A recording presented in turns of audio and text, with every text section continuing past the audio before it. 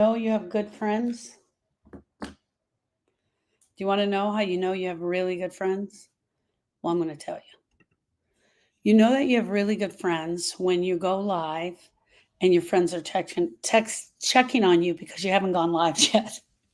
And I want to say thank you to everybody who reached out.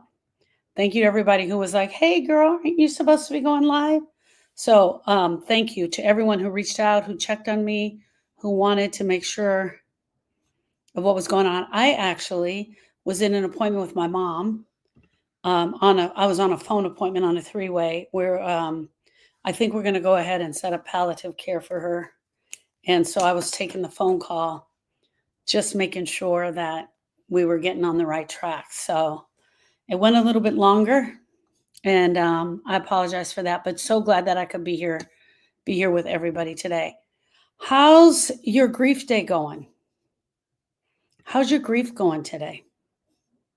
How's the battle going? Hey, Miss Christy.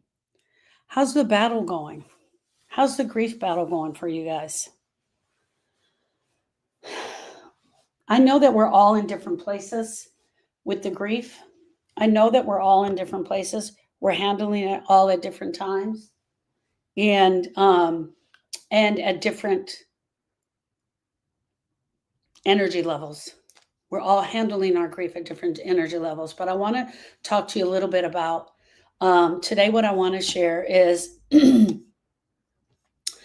one, I want to talk about grief being in action. It was something that I started with yesterday, but also we want to talk about the grief brain.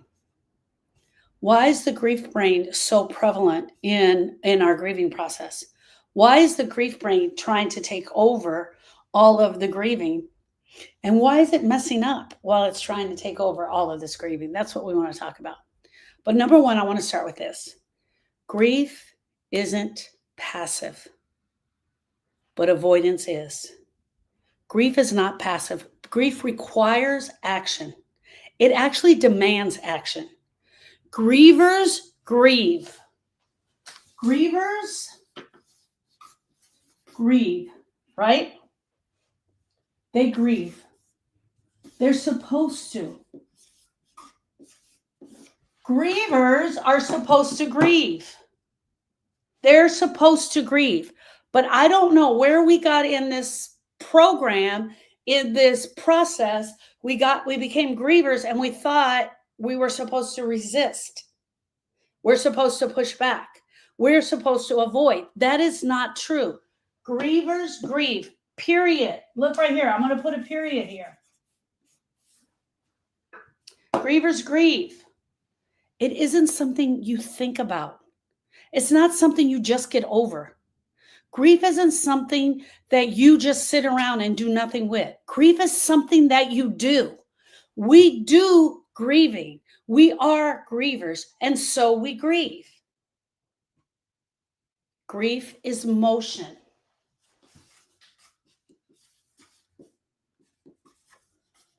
It's motion. It's movement. Grief is movement. You got to be doing something. You got to be grieving. I know for a fact, I know this, hear me out. I know that a lot of us come upon a grievance experience and we freeze. I didn't mean to make that dumb face. We freeze. We don't want to move. We don't want to go anywhere. I had a beautiful lady tell me this morning, she's like, I don't want to go anywhere. I don't want to do anything. I don't want to be around anybody. I don't want anybody touching me. I don't want anybody praying over me. I don't want anybody saying, let me pray with you. I don't want that. I don't want that. When we come upon a grieving experience, we don't want that. We don't have the bandwidth for that. We don't have the energy for that. But eventually that is going to start to go down. And when that bandwidth starts to expand a little bit, we need to be ready with an action. Grief is action. What action are you doing in your grief? What action? Now, in the very first week, you're not doing this. You're not doing this. You're not doing action. You're not doing things. But as time goes on and the numbness wears off, grief is action. Grief is alive. Grief is motion. And grief will express itself one way or another, whether you allow it to express itself or it just comes bursting out. You're just in the grocery store. You walk there and you see his favorite NeuroGum. This is my favorite NeuroGum. NeuroGum. You see that product and you're like, oh my gosh, that's the gum he used to chew all the time. You see it and you burst out into tears. That's action, right? Then you're like, I can't do this. I can't do this. You run out of the store. That's motion. Whether you allow it to be there and let it happen or it happens on its own. If you're grieving on purpose, then you're doing it the right way. We have to grieve on purpose. We have to use the action and emotion. Or are you grieving in silence? And if you're grieving in silence, you're not talking about it. You're not sharing it with anyone. You're not going there. You're just quietly sitting there. I have a question for you. Are you actively working on your grief pain, or are you just sitting around letting it work on you? Are you actively working on this grief pain, or are you just sitting around letting it cause undue suffering in your heart? I don't care who you are, and I don't care what you're doing, but you don't get to skip this, my friends. You don't get to skip this pain. You do get to choose how you go through it, but you cannot skip it. And for many people, they confuse being quiet with being strong. They confuse grief with being quiet and being strong, and that's how they're going to get through it. They tell themselves in their brain, well, I'm doing okay. It's okay. I can keep it all together. It doesn't matter. It doesn't matter that no one's asking me about it. It doesn't matter that I'm not moving. I'm just not ready to talk about it yet. All of those things that your brain is telling you is keeping you stuck. But what you're really doing is you're avoiding the grief. You're avoiding the grief and you're pushing back. And avoidance is a passive way to grieve. Avoiding looks like busyness. It looks like I'm going to do all the things to keep busy. It looks like you're being productive on your grief healing journey. It looks like you're being productive. Talking, Grandma Babe, is the first way to get out. The first thing to go through is talking. When you hear yourself say the things out loud, something unbelievable happens. It looks like you're scrolling. It looks like you're scrolling on social media, or you're drinking alcohol, or you're cleaning your house nonstop, or you're sleeping, or you're pretending you're fine. This is what avoidance looks like. When I tell you this, I want you guys to hear it. Hey, Miss Julie, avoidance is a full-time job. It takes every bit of energy you have to avoid this grief. It steals you of energy and it hijacks your healing. When you go into full avoidance mode, you are pushing back. You're convincing yourself that what you're doing is brave, that what you're doing is right. Here's the cost of avoiding your grief. You don't move. You don't process the grief. And you sure as heck don't feel any better. You just stay inactive. And I'm going to go back to the first sentence. Grievers grieve, period. Grief is motion and action. And if you're just sitting around avoiding it or trying to get away from it, sitting in silence, you will feel it build up in your chest. You will feel it in the middle of the night when you sleep. You will feel it. It waits until you get in the car and no one else is around. It waits until you get in the shower. It waits until you're in the exact same place where you feel safest, and then it bursts open.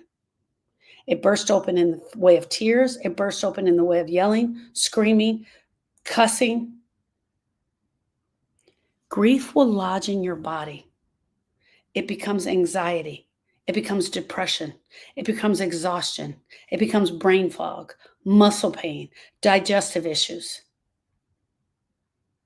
It becomes all the weight that you're carrying every single day until it finally comes out. The grief has got to come out. It's got to come out of your heart. The grief has got to come out of this broken heart. It has to come out some way. And some of the ways that it comes out is by talking, crying, yelling,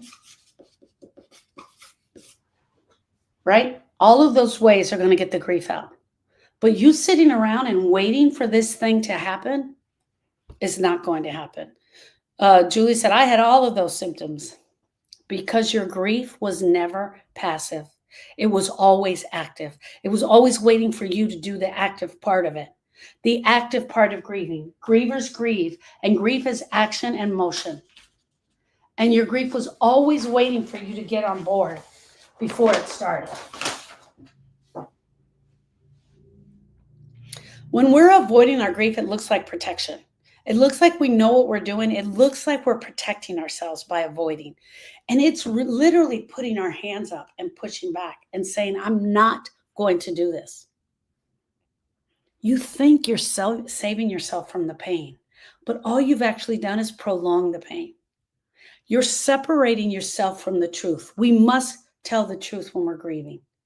And the one thing we're doing is separating ourselves from this truth. You're building a wall around your grief, and you're going to be the one that's stuck in there.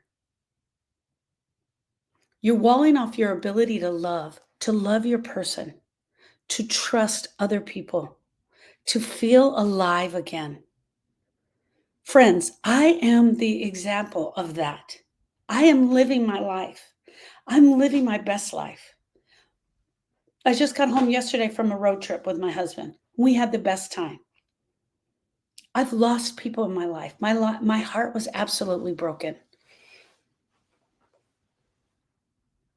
I didn't realize I had years of pent-up grief until my sister passed, and it all bubbled up like a volcano. That's what Julie's saying. Hi, Aida. You found me. Thank you so much for checking in on me. I really wanted to hold on to that grief when Austin died, but I was miserable. I felt so bad. Here's something that no one tells you. Grief and love come in from the same place.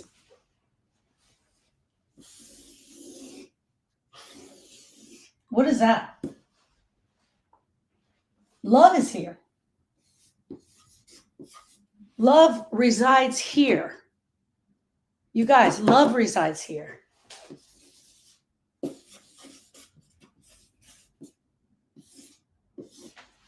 And when we lose somebody, our grief resides here. They both reside in the same place. They both come from the same place. Grief and love come from the same place. And when you numb one, you numb the other one. When you numb this grief, when you try to take away this grief and you numb it, the love is also numb. You've got to numb the whole heart. When we work on the grief and we take the grief out, the love becomes bigger. It becomes bigger. If you shut down your grief, you shut down your joy. If you shut down the grief, you think you're shutting down the pain, but you're actually shutting down your passion and your ability to move. If you block the tears, you block your connection to the heart. The only way to get this grief out is through the tears, right? We get the grief out with talking, with crying, with yelling, with screaming, and with doing the action steps that grief takes. But a lot of us just freeze right here. We just freeze right here because we don't know how to get it out. We don't know how to get the grief out, and so we end up just freezing right here. And we just stop right here. We just put it in a box. We know the love is there. We know it's there, but we just concentrate on this, or we numb and we stop right there. This is what happens when you don't say their name, when you don't talk about what happened, when you don't talk about the last day, when you don't talk about the day you got the phone call, when you don't talk about how you're feeling. You disappear into this grief. You start to fade into a version of yourself that looks like, I'm fine. on the outside while the entire time on the inside you're dying. Grief requires motion. It requires action. It requires you to go after it. Are you grieving or are you avoiding? Are you feeling or are you performing? What are you doing in your grief? Are you healing or are you hiding? I want to be really clear with you guys. Grief is not passive. Avoiding is passive. Grief is screaming it out in the car, yelling. Someone told me today, I'm really mad. I'm really angry. Who are you angry at? And there was a whole list. Grief is screaming in the car, sobbing while you're journaling, whispering, I miss him. I miss him. I need him. I can't do this without him. Grief requires action. Grief demands action. And if you choose to just let this sit there, I will meet you 20 years from now and it will still be there. It ain't going anywhere unless you do the action that it takes to get it out. You don't need more time. Do not just sit and wait in time. That is not going to do it. You don't need more truth. Just tell your own truth. What you need is movement, you need talking, and you need to go after it. You need the courage to grieve on purpose, the courage that says, I'm going to go after this. I have a question for you. This is yes or no. Do you sometimes pretend that you're okay when you're not?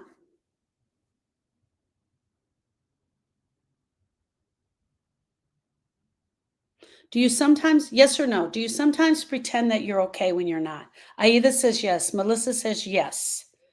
Rosa says yes.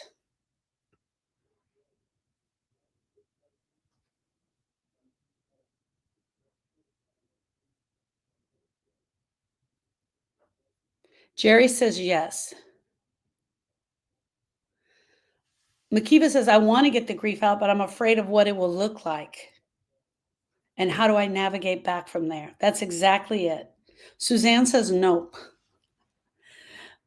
Easier than explaining. It's easier than explaining where you're at is to just pretend like you're okay. My next question, yes or no, have you been avoiding saying their name out loud? Do you say your person's name out loud? Or if someone else says it, does it cause you to like jump? Do you say their name out loud? Denise says, yes, I say their name.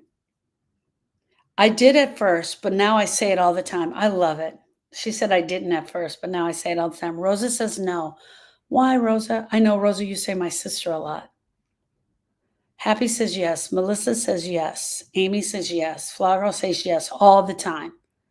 I love it. Jerry says yes. Saying their name is huge. Saying their name is huge. All right, friends, that's the action of grief. Now I want to talk about our brain on grief. I want to talk about something we call the grief brain. This is what I told you I was going to teach about. But I want you guys to know, showing up in here and answering the questions is action.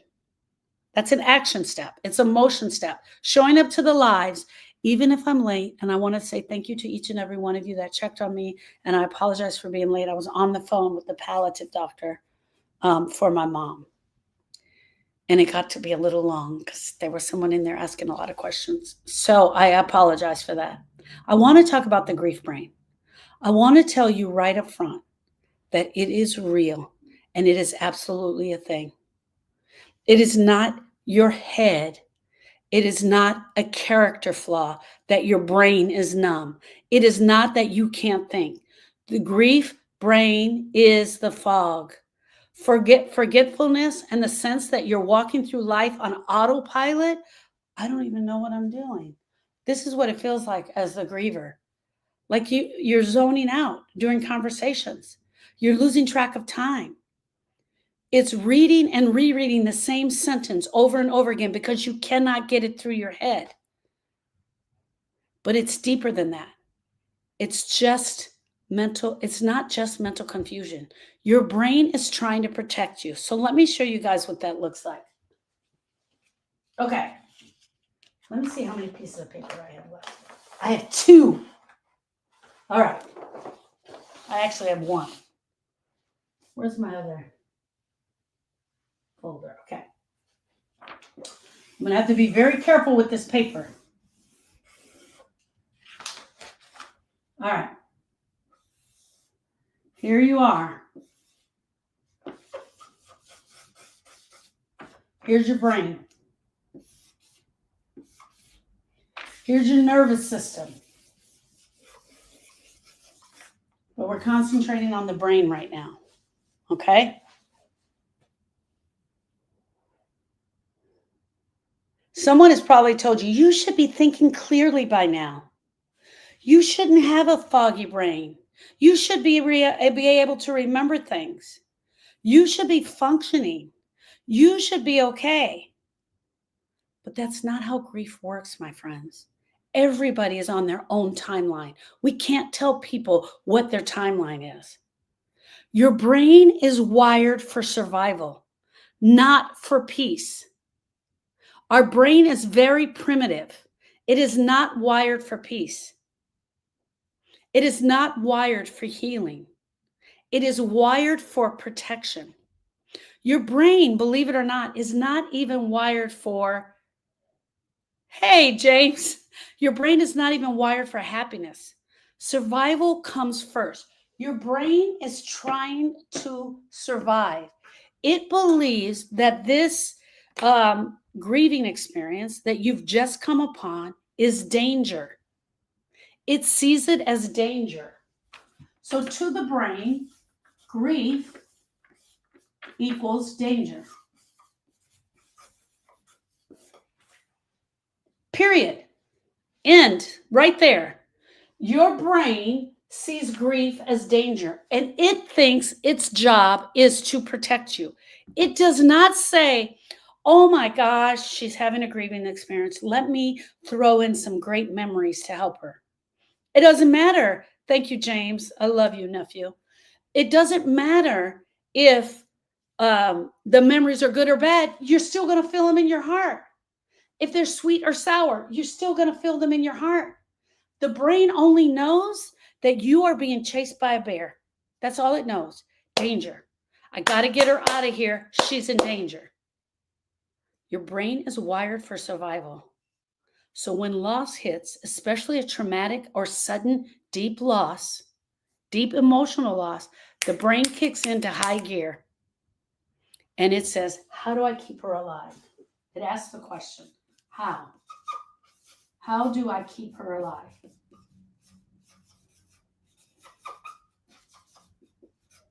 That's it. The brain just asks that one question. And everything it does is to answer this question. And it thinks it knows everything. Here's the other thing. The brain thinks it knows everything. And so it's going to give all the answers. And because it feels, this grief feels unbearable, it won't let you go into certain places. So it will keep you numb. Why? Because it doesn't want you to go into those memories. Even if they're good memories, it doesn't want you going in there. It keeps you disconnected. It keeps you disconnected from friends, from family, from people that you've been around. And it keeps you stuck in loops. This can look like that phone call that you got, that last phone call that you got, where you just keep replaying that memory over and over in your head. It keeps you in when you got to the hospital. How many times, I can't even tell you how many times grievers tell me, I can't get the phone call out of my head. I can't get the last conversation out of my head. The brain is doing that. The brain is keeping you in the loops. It keeps you disconnected from people. It keeps you numb because it's trying to answer this question. How do I keep her safe? It keeps you going back to that day, playing that day over and over again. It keeps you, the brain will keep you staring out of the window for hours. Just looking out of the window, not saying anything, not doing anything. You guys have all seen it. You've done it, but I'm telling you, you haven't seen it. What you see is that grief look Once you've seen it, you can't unsee it. And the griever looks like they're staring off into space, but they're actually not. It keeps you wondering, how the hell did I get home from the grocery store? How did I drive here? How do I get to the hospital? Like answering those questions. You can't finish a sentence. You lose all of the thoughts you have right in the middle of them. You stop showing up for yourself. When you stop showing up for yourself, that is the grief brain. The grief brain is a real thing. Okay, yes or no? Have you judged yourself for being forgetful or emotionally checked out? The last phone call. So you're in a loop. You're definitely in a loop. Question. Have you judged yourself for being forgetful or emotionally checked out? Yes or no? Jamie says yes. Rosa says yes. Melissa says yes.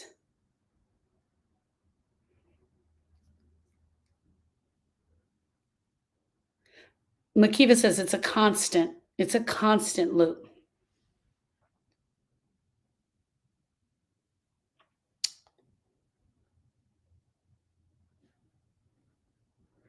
Let's go a layer deeper in the brain. Yes, I thought there was something physically wrong with me. Yeah, absolutely.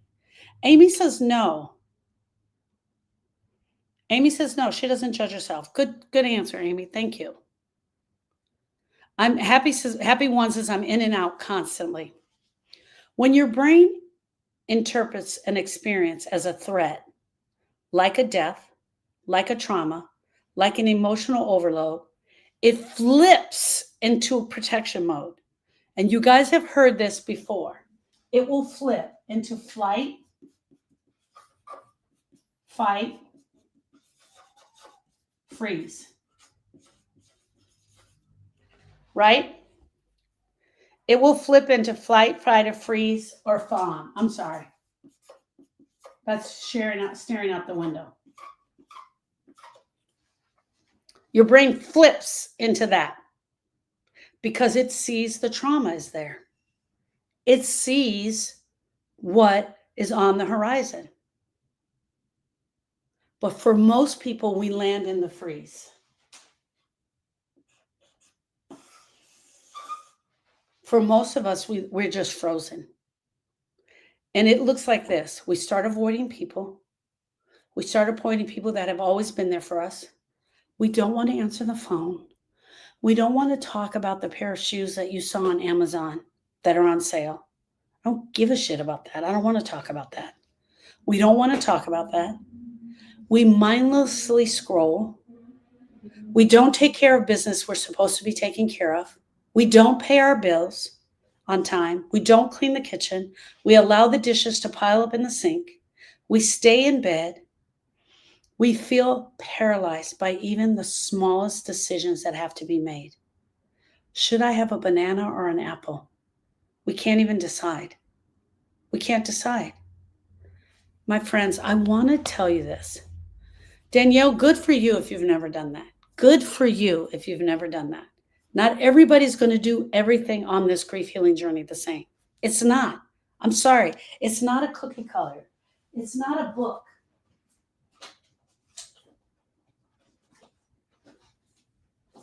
I have to use a new grief book. Thank you, Danielle, for bringing that up. It's not a book. Here's the book of grieving. Everybody turn to chapter 6, and you're all going to do this today. It's not that way. So thank you for bringing that up, Danielle. We all do things differently. It all affects us differently. And because it affects us differently, we need to know the list of things that we can be doing. We need to know the list of things that how it will affect us on our grief healing journey. Because we're not all going to be the same.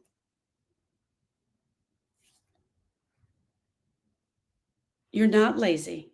You're not broken. You are in a shutdown mode. Here's the problem. What kept you safe in the beginning will keep you stuck in the middle. This thing that kept you safe, your brain, that kept you numb, disconnected, and in loops, that was trying to figure out how to keep you alive, once the numbness wears off, will keep you stuck in grief. If you continue to stay here, it will absolutely keep you stuck. That is when you go beyond the grief. That's what you have to do, is to go beyond the grief through action and motion. What kept you safe in the beginning will keep you stuck in the middle. At the start of your grief, your brain didn't know what was the right thing to do. And it absolutely went after protecting you. And that's why the shock comes. That's why the numb comes. And that's why also the floodgates open up. It's to create a distance between you and the pain. But weeks go by, months go by, a year goes by. Yes, you can be stuck like that for a year. And the same thing that was protecting you then is going to be the thing that keeps you stuck now. So I want to tell you this. There's so many people out there that are like, well, this is my new normal. This is who I am now. This is where I have to be now. I get it. This is just who I am. And that is not true. You do not have to stay here. You are not your brain fog. You are not your brain's protection mode. You do not have to be stuck forever. You will be forever changed. You will be forever different. But you do not have to be stuck here. Your brain is doing what it knows how to do, and that's avoid the pain, and that's it. But healing from grief requires you to feel the pain. I said it, and I'll say it again. You are required to feel this pain. And most of you are like, but yeah, Sharon, I'm in pain every day. You're required to go here and feel the pain. You're required to go here and feel the pain every day. You cannot avoid the pain and act like it's okay. You've got to go here every day and feel this pain. The one way out of grief is through the grief. The only way through grief is through your heart, and it is through the pain. I know there are so many of you who are sitting here saying, I feel the pain every day. Yes, you feel the pain every day. But when was the last time you had the ugly cry? When was the last time you had the ugly cry that came from your stomach and just came out of you? Loudly. When was the last time you pulled it out? Are you allowing just a little bit of the pain to come out? Or are you going there fully and completely? If your brain believes that some of the emotions are dangerous, is it really going to let you have those emotions? Because it's all of the things together that working. Are you talking and sharing and telling the truth and telling the ugly? Are you sitting there and saying, I'm so mad that other people's moms are still alive. I hate my friends. I'm going to kid you not. This is the truth. People have said to me, I hate it that other people's mothers are still alive and my mother's not here. Are you telling the truth? Are you telling the ugly of grief? Grief is ugly. Grief is really ugly. And are you telling the ugly of the truth? That if you really open the floodgates, will you drown in it? Is that what you're afraid of? That if you say their name, you'll fall apart and never get back up again?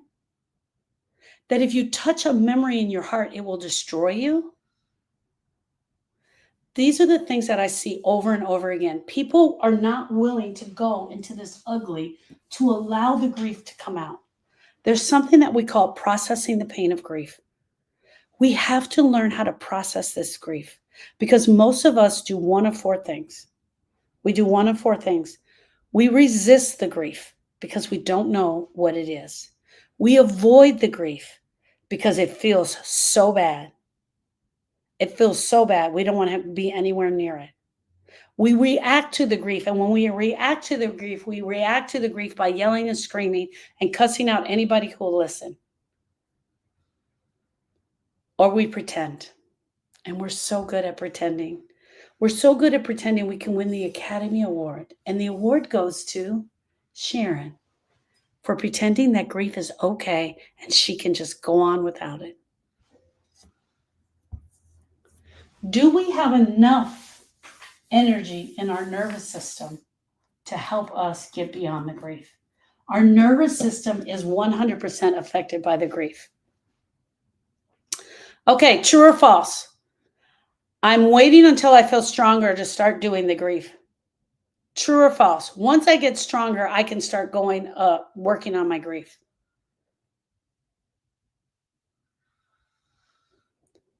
True or false? You have to wait until you get stronger. False. This is false. Suzanne says false. Rosie says false. Linda, my heart to yours, Linda. She said Saturday night she was doing her ugly cry. Amy, false. Rosa, false. Linda says false. Debbie, false. Christina says true. You have to wait until you get strong enough. Interesting. You don't have to be ready. I agree with you, Debbie. You don't have to be false. I'm waiting until I get less busy. But I am waiting until I get less busy. I hear you on that, Sarah. I definitely hear you. You don't have to wait for strength. You build the strength by doing the work. Hear me out. Grief is an action program. Grief is a motion program. The more you go through here and let out the pain and deal with the pain, the more strength is going to build. Here's the other thing. The brain is going to relax. The brain will relax the more grief that you are doing. It will relax. It starts to open up and it allows you to feel. And as you're feeling, you're building up the strength that you need. Now let's talk about what it actually looks like to start working in your grief brain. Christina says, I ugly cried today. My heart to you, Christina. Aida says, strength will never come if we wait for it. Happy One says, it's unpredictable. You have to let that grief happen when it happens. I agree with you. The first step is awareness. You have to start noticing what's happening in your body without judging it. If today is a foggy brain day, say today is a foggy brain day.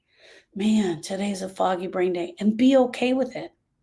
If today's a day that you keep forgetting things, then just say, I'm forgetting things today. I feel numb today. But if you've noticed you haven't cried in weeks, the foggy brain, the forgetful things, and the numbness can come from the fact that you are stuffing it for way too long. So number one, you need to be aware of who you are and where you are in this grief. I am grieving. Acknowledge that you are a griever. Acknowledge that your person is gone. Friends, if you're still saying, my person is gone to be with Jesus, my person is gone to heaven, even though that may be true, even though it may be true, I don't want to offend anyone here, but if you're still saying that, he's passed away, and you haven't been able to tell yourself the truth, my mom died, my dad died, Austin died. You don't have to say it out to other people, but you got to say it to yourself. If you're still there and it's still hard to say, then you're probably stuck. I want you to say, I am a griever. At the very least, that's where I want you to be. Acknowledging that you're a griever. Acknowledging that you are a griever. Acknowledge that you're a griever. It's the first step. Be aware of where you are. Hey, Christina, I'm glad you found me too. Be aware of where you are. Acknowledge that you're a griever. The second step is naming the pattern. When you recognize that your brain is trying to protect you, if you're stuck in a loop, say it out loud. Oh my gosh, I'm in a brain loop. If you're disconnecting from friends and family, say it out loud. I'm disconnected. I don't want to go there. It's okay, but I'm disconnecting. Acknowledge that you're disconnecting. I'm numb. My brain is numb today. I can't even think. I am numb. I am numb. Know that you're numb and thank it for being there. Thank your brain for protecting you.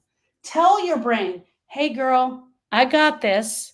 I'm grieving today. I understand it's really hard. I thank you for keeping me safe, but I need this level of protection. I don't need this level of protection anymore.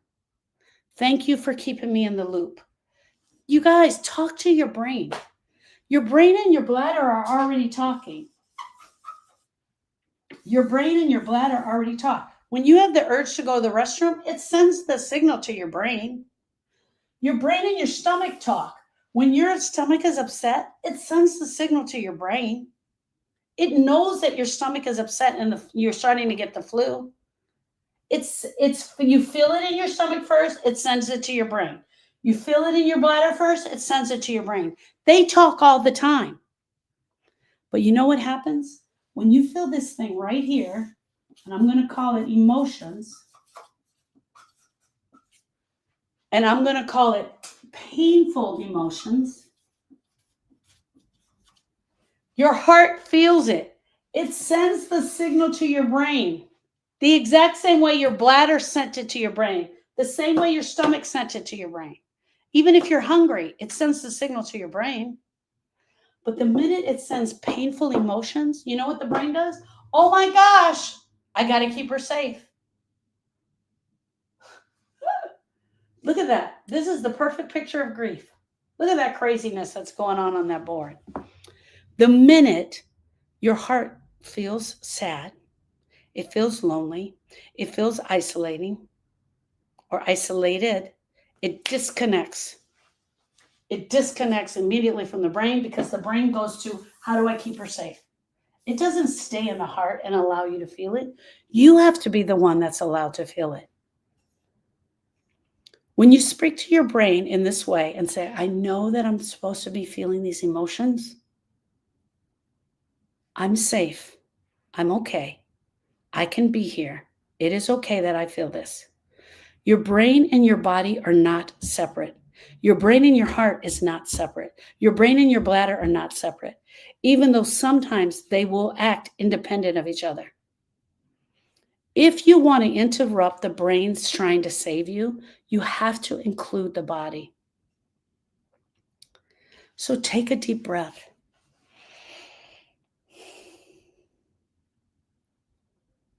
Slow it down. Put your hand over your heart. Tell yourself that you're safe. Drink some water and just slow down a little bit.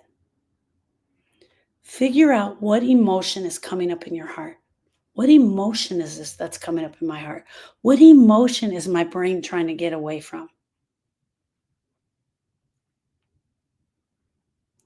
If it becomes too much, I want you to just go, put your hand over your heart. Take a deep breath. Tell your brain that everything is okay. And just start looking around and naming things that you see. I see the light. I see the computer. I see the crazy picture behind me. I see all of you online. I see the trees outside. Just start naming some things to bring yourself back to center. Center yourself back. This is not woo-woo. Just center yourself back. These small actions are just going to help ground you back again. Just do it for a minute. Just do it for 2 minutes. I am not telling you that you need to grieve for 24/7, 24 hours a day, 7 days a week. That's not what I'm saying. I'm telling you that this grief was meant to be felt and that you are going to feel this grief. And that the more you try avoiding this grief and the longer you go with avoiding this pain, it's going to creep back in. It's going to creep back into your heart and it's going to come out at the most inopportune time. It is absolutely okay for you to arrange a time to grieve. Friday, I don't have anything to do Friday. I'm going to sit on the couch and I'm going to grieve. I'm not going to let my brain avoid it anymore. I'm going to sit here and I'm going to grieve. You can schedule in a grief time. Tell your brain this is not dangerous. Get in that deep cry, you guys. I want to ask you a question. I want to ask each and every one of you. Have you been avoiding your grief? Have you been avoiding pain? Have you been avoiding feeling this? Have you been avoiding your grief? Rosie says yes. Friends, it's okay to grieve. It's okay to cry. It's okay to feel sad. It is okay to allow this in. Laura says yes, she's been avoiding. Because we know the longer we've avoided. Oh, Laura, that was you saying, she said foggy brain today. She said, I left my purse at home when I left for work. Oh, yeah. Becky says no, she's been working on it, trying to allow it in. Tia says, I really have. Rosie says she's been being strong and acting strong, and I know that was me. And she says she's been doing it so long, it's starting to become natural. Hiding behind the be strong, just so that you can feel like you're okay, is not going to get you through this. I'm telling you guys, I was like, what? This is me. We got to grieve. We got to figure out this grief thing. Okay, what's our plan? All right, let me start taking some notes. I'm not kidding. This is me. I'm going to take some notes on this, sister, and we're going to figure this out. You guys, my sister's a social worker. Erica's a social worker. And Austin drowned at the lake. I'm not laughing about that. And I was like, okay, who do we call? And she was like, what? I'm like, where do we call? Because to me, I was going to call the doctor and he was going to have the answers. I was going to call somebody called a social worker and they were going to have the answers. I was going to walk out to the funeral home and they were going to have some direction for me to go. Suzanne and I were just talking about this yesterday. And guess what? There was nobody. And the pieces that they had put together were so odd. The 5 stages were still being taught. Suzanne says the funeral home said nothing about grief when she was there yesterday for her brother.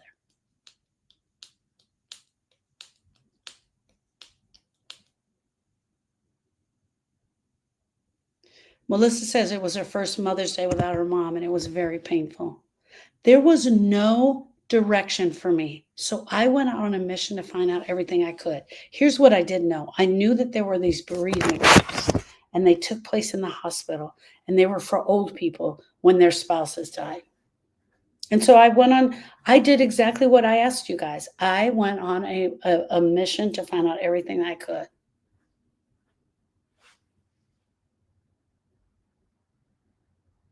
They don't talk about grief. They just talk about the last of life steps. Hey, Sandra. Oh, it was the first Mother's Day without her daughter. My heart to yours, my love.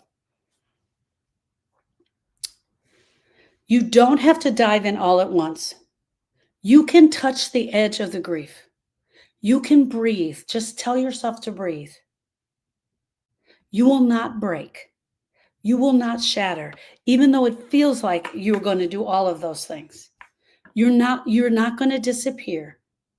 You are allowed to grieve and to feel this grief, and you are allowed to heal.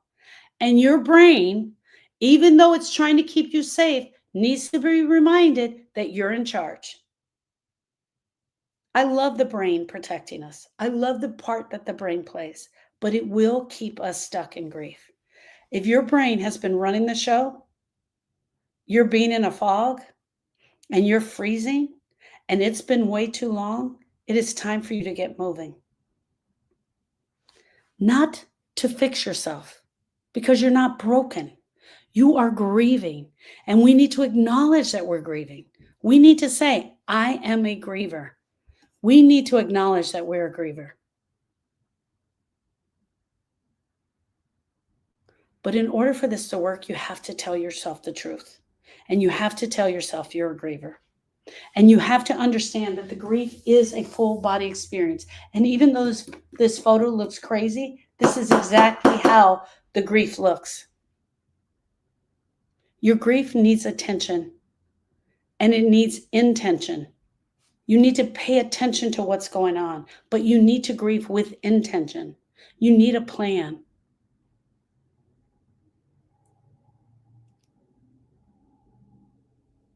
Oh, Duda's sister said a lady from the coroner's office kept in touch with me. It was the coroner herself that really helped me with Austin.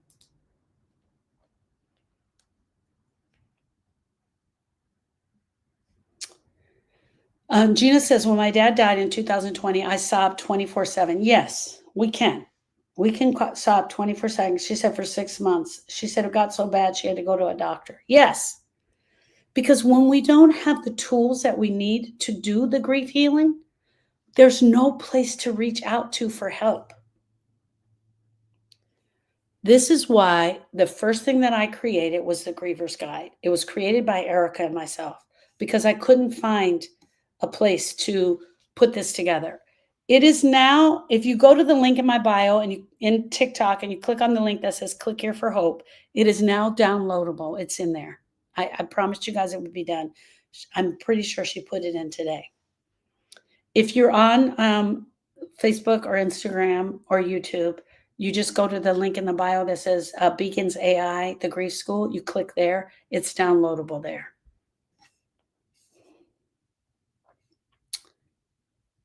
And if you're ready to get started in grieving, this is the best place to start. Your brain might be trying to keep you safe, but your soul is ready to live again. And those are the things that we need to understand. We can live a life again. We were not given a life sentence when our person died. We are meant to keep living and living the best life that we can, even though I know it is so painful.